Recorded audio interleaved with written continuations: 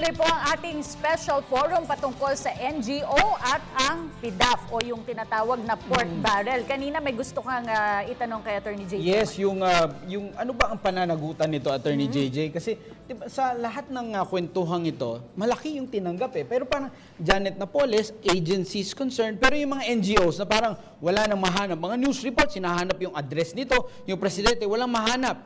Aside from malversation of funds na syempre doon sa mga government officials, anong pwedeng ikaso sa kanila, independent of the government official? Alright. Hindi naman kasi pagka naglaho o talagang non-existent yung address ng NGO, ay hindi mo na pwedeng habulin ang mga nasa likod nito. Naglaho man nga o hindi man matagpuan yung mismong opisina, tandaan natin na maa-identify yung mga taong nag-put up ng mga NGOs na ito. Ano ngayon yung pananagutan nila kung non-existent pala yung NGO itself? Ang pananagutan nila ay magiging personal. So, hindi lang malversation yung maaari nilang kaharapin, kundi sari-saring criminal, civil, administrative cases. Malas-malas pa kapag hindi naman sa nananakot, kung sakasakali kasi na magkaroon ng koneksyon sa pagitan nitong mga taong nagbuo ng bogus na NGO at ng Solons. Hindi ko sinasabing mangyayari ito. Pero tandaan natin, meron tayong tinatawag na plunder law. At sa plunder law natin, kahit na private entity ka, as long as kasama ka doon sa mga nag-funnel out ng pera ng publiko at mahigit sa 50 million pesos yung nakuha, kasama kang makakasuhan ng plunder. Lumalabas kasi dito sa ating usapan at maging dun sa isa pa lang na isa pa lang na hearing dun sa Senate yung naganap, pero talagang maraming inikutang sistema itong ilan sa mga NGO na hindi lehitimo. Congressman Bagilat, what can Congress do para po hindi na maulit itong mga ganitong sistema? Pass the FOI. Sa tingin ko, yun ang unang-unang kailangan gawin ngayon. And of course, pag-aralan rin natin, because gusto ko nga tanungin nga, in fact, learning session rin to sa akin, how do we regulate NGOs nga? Is there a need for a legislation? Maybe strengthening the mandate of the SEC in order to regulate NGOs? Siguro kinakailangan yun. Maybe providing restrictions doon sa pag-engage ng mga government agencies sa NGOs themselves. Because sa ngayon naman, nangyayari, kahit sabihin natin yung COA report is 2007 to 2009, ngayon rin naman, nangyayari pa rin na yung mga government agencies, ini-engage pa rin nila yung NGOs. Patuloy pa rin naman yan eh. At hindi natin sinasabi na masama yon. But maybe siguro may stricter controls. And kung kinakailangan ba ng batas, then yun ang ating pag-usapan. Tanungin natin si Attorney Calyangan, GIS lamang po at financial statement ang hinihingi ngayon. Plano nyo po bang dagdagan ang kanilang dapat ng mga reports? Yun po ba ang solusyon sa problemang ito? Yun yung dalawang requirements lang sa mga ordinary non-stock corporations. Pero pag mga foundations, meron pang ibang report na nire-require namin, like saan nanggagaling yung pera. Meron tinatawag na sworn statement ng sources at saka application ng funds. Para alam natin saan kumukuha ng pera, saan dadalhin ang pera, ano ba yung mga ongoing projects, ano ba yung planned projects. And together with that, pag nag-submit yung foundation na yon ng audited FS every year, kasama na yun yung tinatawag na statement yon. Together with the certification ng mayor kung saan yung project ginagawa, certification ng, o kaya yung barangay chairman kasi mas alam. Ma'am, makasingit lang konti. Pero ma'am, yung pag-report kasi ng sources of funds, it's already after the fact. Halimbawa, tayo nga ng bogus, kumuha ngayon ng pondo galing gobyerno, i-report mo yan next year pa, natanggap mo na, nalustay na. Actually, kung foundation ay nagre-register pa lamang, required na yung tinatawag na modus operandi. How will the foundation be operated? Ito ba ay mangangalap ng pondo sa public or sa mga donors? Saan dadalhin yung mga projects na yon?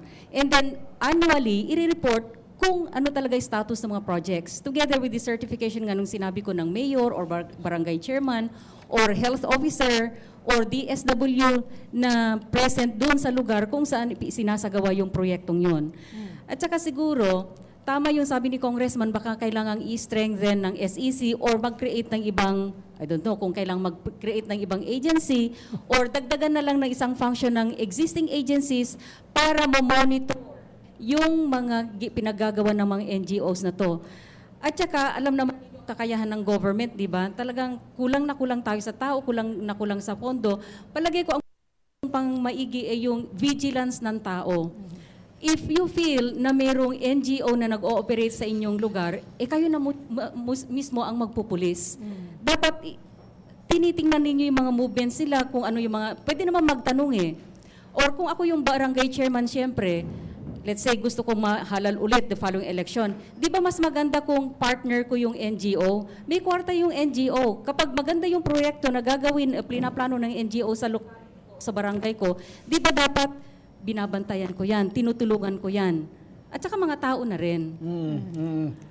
I'd like to ask si Ginang Teresita Angsi bilang chairperson po ng Board of Trustees no ng Philippine Council for NGO Certification, and coming from an NGO yourself, what can the government do para po hindi na mauulit at mauulit itong ganitong madali yan. First thing, abolish the PDAF. Alisin na yan. Ang ating legislators, they're supposed to make the laws. No, let the executive branch execute and implement the projects. Hindi kailangan yung mga kongreso na sila kasi ang may oversight function. Sila ang mayroong power of the purse. And then they give themselves, disburse funds for themselves. No? Kaya napaka-contradictory noon Kaya siguro ang pinakamadaling solusyon dyan, tanggalin na lang natin yung PDAF para walang ganitong problema. Yung PDAF po ay yung discretion ng congressman granting, Kathy, na ma-abolish yung PDAF. Still, pupunta yan sa government agency at yung government agency ay papasa sa NGO. Gusto ko itanungin si Director General. On the executive side, granting na wala na yon at dinaan na ngayon sa mga executive branches ng gobyerno, line agencies and implementing agencies. Paano natin masisiguro na yung conduit na NGO ay hindi pa rin magloloko? Okay, that is on the premise na gagamit uli ng NGO. Okay, kung gagamit uli ng NGO. Kasi mukhang gagamit at gagamit pa kung Director General. Merong circular ang COA regarding accreditation and validation of NGOs. No? Merong COA Circular 2007-001 na kung saan sinasabi niya una, kompleto yung mga legal papers. No?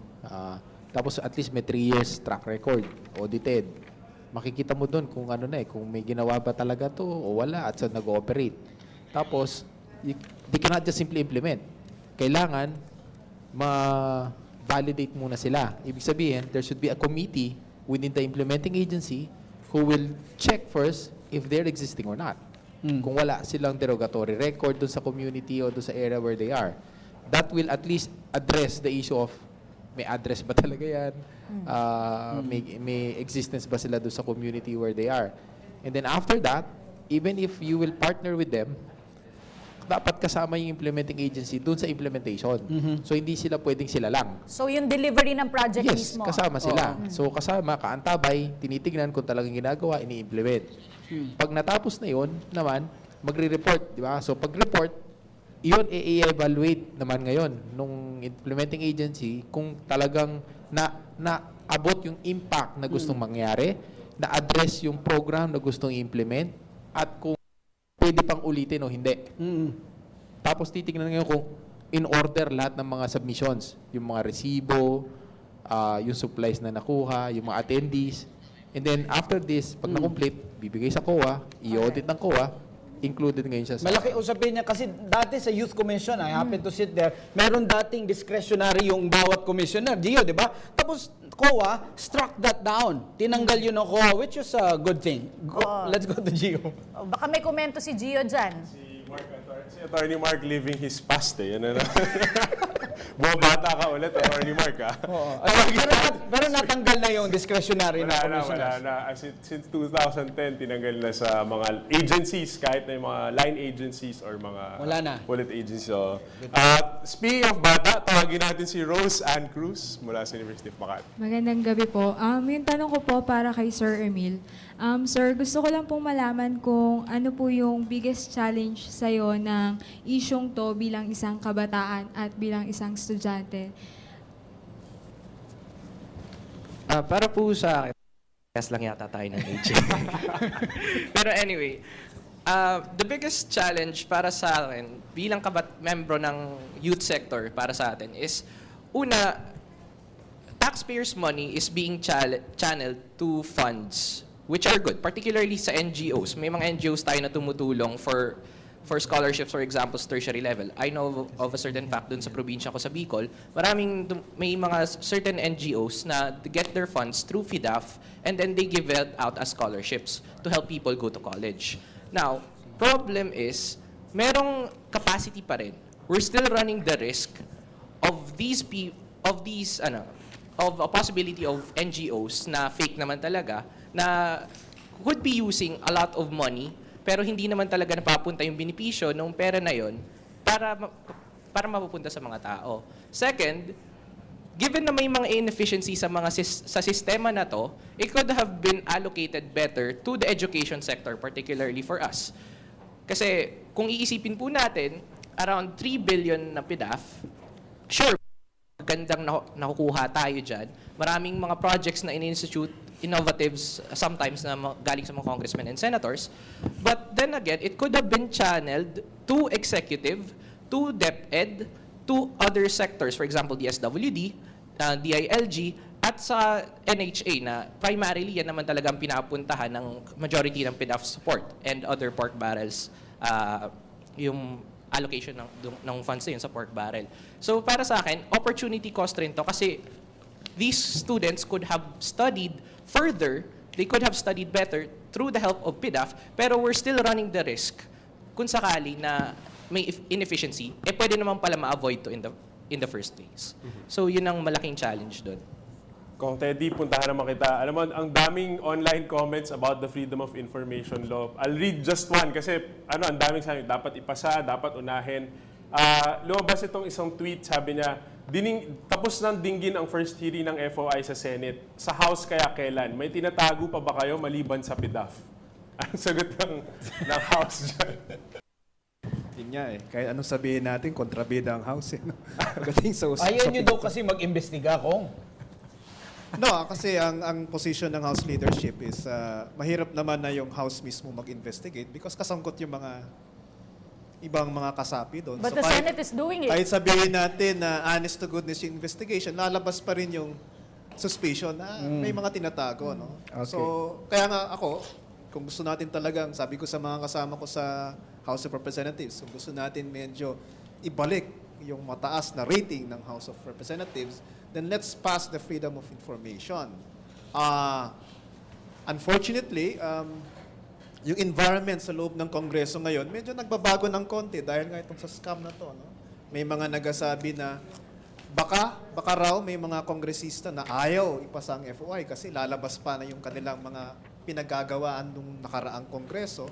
Although nakikita ko rin tong opportunity rin for us pushing for FOI to really say na para maiwasan itong pangyayari ulit sa future, then let's pass FOI. Let's institutionalize transparency. My final question for today, actually dalawa siya. Bakit FOI ang solusyon sa pagtanggal ng mga bogus NGOs or bad deals with non-government organizations? Number one. Pangalawa, to sum up everything here, anong exit plan ng Kongreso ngayon na wala na pong PDAF? Exit plan ba yun? O political plan for the next election?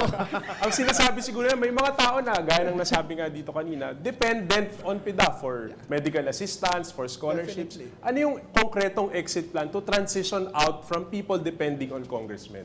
Yeah, in fact, ako nga, lagi kong sinasabi doon sa mga kasama natin na nagtutulak ng FOI, no? Hindi lang siguro yung abolition ng PDAF ang kailangan natin pag-usapan. Although ngayon yun ang knee-jerk reaction. Pero siguro yung buong sistema ng politika sa Pilipinas. No? The way that our voters look at representatives. Na kami, ang pagtingin sa amin is, nagbibigay ng direct services sa tao. How about our lawmaking duties? Yun sana ang bigyan ng pansin sa ngayon. So, nagtutulak ako ng information. Sa tingin ko, kung pumasa itong batas na to, marami sa mga katiwalian ngayon sa Pilipinas ang maaalis. Ngunit sa aking distrito, yung mga botante, hindi tinatanong sa akin kung anong posisyon mo sa FOI o sa RH o sa anti-discrimination. So siguro yun ang bigyan natin ng pansin ngayon, na let's educate our voters. No? to look at Congress in a different light. Na dapat lawmaking. Sige. Yun ang sigurong This makikita kong will solusyon in the future. incentivize the congressman teaching their constituents what proper politics is. Yeah. Okay. At saka sana rin mabago rin yung tingin din ng taong bayan tungkol dito sa PDAF na to at yung role talaga ng congressman. Pero hinga na natin ng kanilang mga huling mensahe ang ating mga panauhin. Umpisahan po natin. Siya po ay isang estudyante mula sa UP School of Economics, Emil Legacion. Bali po, natutunan natin na yung mga posibleng nangyayari, tapos yung mga pwedeng mangyari kung sakaling gumawa tayo ng kaanomalian or kapagkakamali sa sistema natin ngayon. But knowing this, it still presents a problem. Kasi how do we address these possibility of an oversight by the government in policing NGOs? Kasi sa nakikita natin, sabi nga po nila ma'am doon, na merong problema with regards to policing. Second, may problema sa manpower. And third, given na yung sistema natin ganito, hindi pa naaabot natin sa justice system yung kailangan nating gawin kung sakaling kung mapatunayan nga natin na nagkasala itong mga taong to o hindi. So kung sakali pong para mabigyan ng solusyon itong oversight ng gobyerno na to, edi mas kailangan pa po natin ng emphasis sa pag-improve. Pangalawa, yung political will mismo. Kasi ultimately, yung sistema natin sa PDAF is still dependent on the fact na it's a personal basis kung sino mas malapit. Okay, thank you very much, Emil. At tumungo tayo kay Attorney JJ Atienza.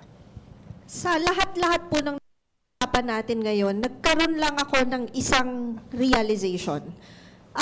Kahit paano, I am glad na nangyari itong lahat ng gulong ito ngayong panahong ito. At tandaan natin that the proper way to appreciate whatever is happening collectively to our country is this. I am just glad that it's not because Napoles came out. It is because our government right now, or at least some of the people in government right now, realized na dapat pala mas masusi nating chine-check talaga kung ano man yung dapat nating i-check para mas umandar tayo forward. At higit sa lahat, ang nakikita ko ngayon, mas marami ang nag-iisip at tumutulong na malaman yung katotohanan at mas marami ang gustong matutunan o mas bukas ang isipan na hindi lahat ay masama, bagkus lahat ay nakatutok lang kung saan patungo yung nangyayaring mga investigasyon ngayon. Maraming salamat, Attorney JJ. Last statement naman ni Director General ng Technology Resource Center, Director General Dennis Cunanan.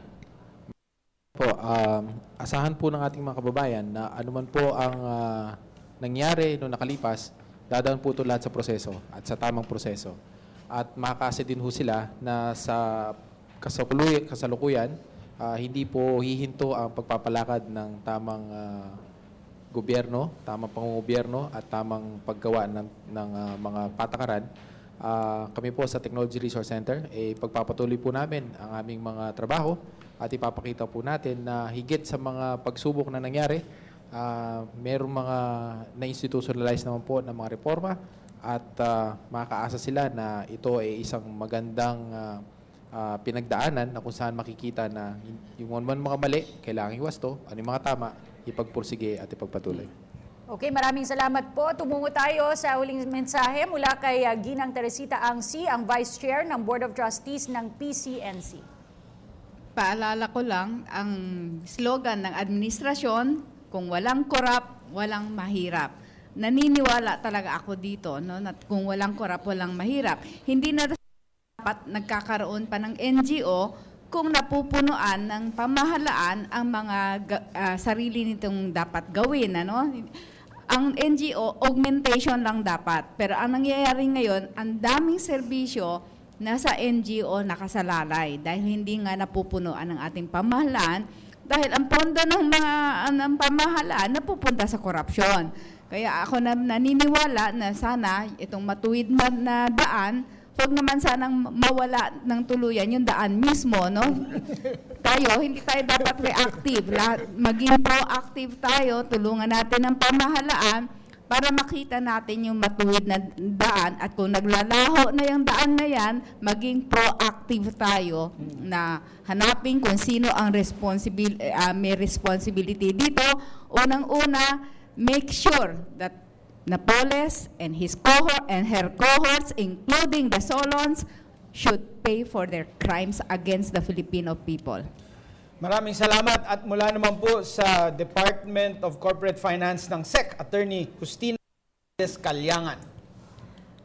PDAF or kwarta ay hindi naman evil. Lahat tayo nagtatrabaho pag magkakwarta, di ba?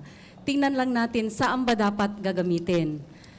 Ang NGOs per se ay hindi rin evil. Magandang linkages yan. Ang hinihingi ko lang is dahil hindi lahat ng mga ahensya ng gobyerno like SEC ay may kakayanan para i-monitor lahat ng mga activities nitong mga NGOs, magtulungan na tayo. Kasi kayo ang ando doon sa pinaka-sentro ng aktibidades. Please be vigilant and in case you find mga katiwalian, you report them to the proper authorities. Don't be afraid. Filipino ka, you have all the right to see to it that things are in order within your community. Okay, huling mensahe naman po mula kay Congressman Teddy Browner Bagila Jr. ng Lone District ng Ifugao. Well, I believe that the Quezon administration and kami rin are doing our best to really reform the entire process. No? Sabihin natin na wala na nga ang PDAF, technically it's going to be abolished, but I'm sure that representatives will still find ways in order to get funding for their constituents. No? Pero ibang issue na yon. No? Sa tingin ko, eye-opener na nangyari nito sa amin because yun nga, with so much discretion in our hands, with so much the trappings of power, so kailangan rin pag-usapan namin, ano ba yung kailangan natin gawin upang maiwasan na ito. No? So, sa tingin ko, nagpapasalamat na ako na nangyari na rin ito for us in Congress to re-reflect ano ba talaga ang aming tungkulin. And maybe this is high time na let's give more emphasis on the lawmaking duties of the House of Representatives. Thank you.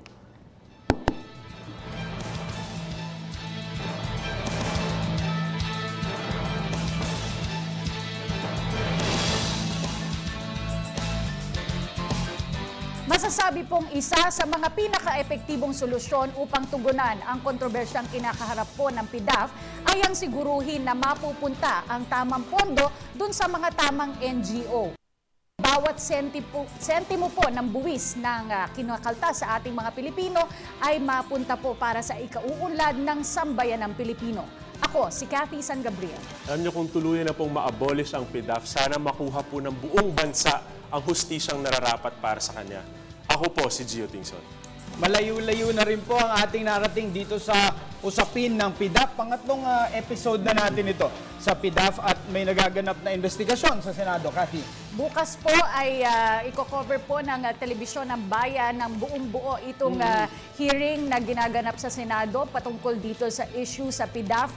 I think itutuloy itong COA report at magkakaroon din po ng panauhin para to shed light mula sa DBM naman. Alam mo, crucial pa rin yung public hearing lalo na sa larangan ng mga NGOs kasi sila mismo, isipin nyo, bakit ang daming NGOs, di ba? Kasi ibig sabihin may problema sa sistema ng frontline services ng gobyerno at kung paano talaga pinabibigay sa taong bayan ang kanilang serbisyo. Ayan. Ang usapin ng PDAF ay may kinalaman po sa hindi lamang sa legislation, sa executive branch, pati na rin sa LG, sa NGO.